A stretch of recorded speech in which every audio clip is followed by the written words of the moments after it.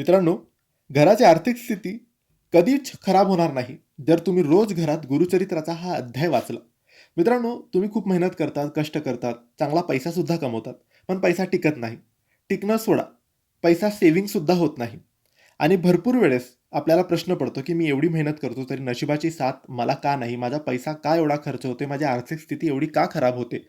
यासाठी मित्रांनो, तुम्ही मेहनत तर सुरू ठेवा, पण त्यासोबतच तुम्ही गुरुचरित्राचा हा अध्याय रोज सकाळी जेव्हा आपण फ्रेश असतो, शुद्ध असतो, कोणाचा स्पर्श झालेला नसतो, कुठेही गेलेलं नसतं, काहीच खाल्लेलं-पिल्लेलं आपण नसतं, तेव्हा तुम्ही सकाळी उठा, अंघोळ करा, देवघरासमोर अगरबत्ती दिवा लावा आणि त्यानंतर तुम्ही गुरुचरित्राचा 18वा अध्याय गुरुचरित्राच्या पारायणामधून किंवा ऑनलाईन पी-डी-एफ फाईल डाउनलोड करून तुम्ही वाचायचा आहे.